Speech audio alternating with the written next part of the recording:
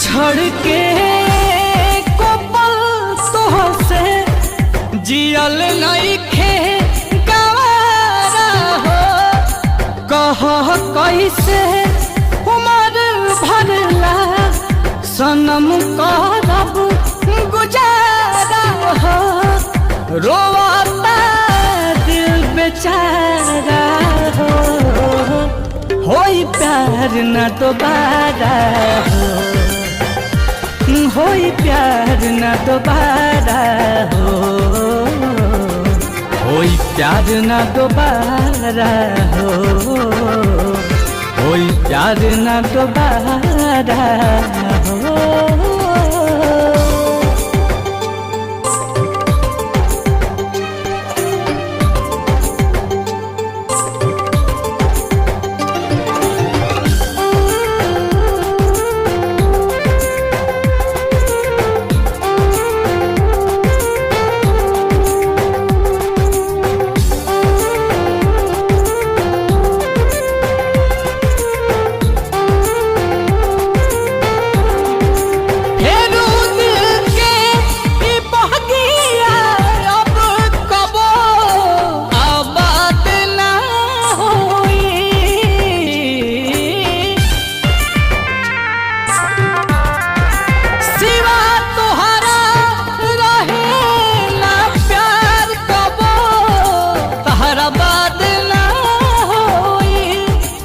अचानक के सब खत्म भइल ना बुझ पैली सारा हो।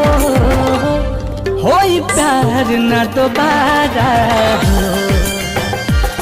होई प्यार न दोबारा हो। होई प्यार न दोबारा हो। होई प्यार न दोबारा हो।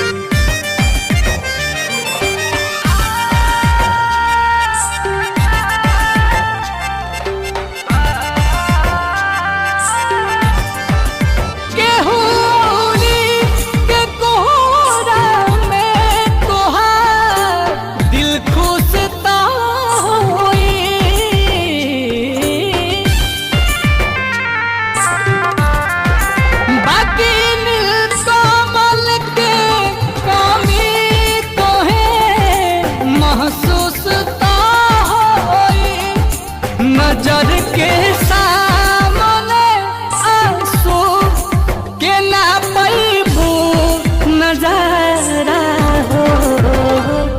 होई प्यार न दोबारा हो। होई प्यार न दोबारा हो। होई प्यार न दोबारा हो।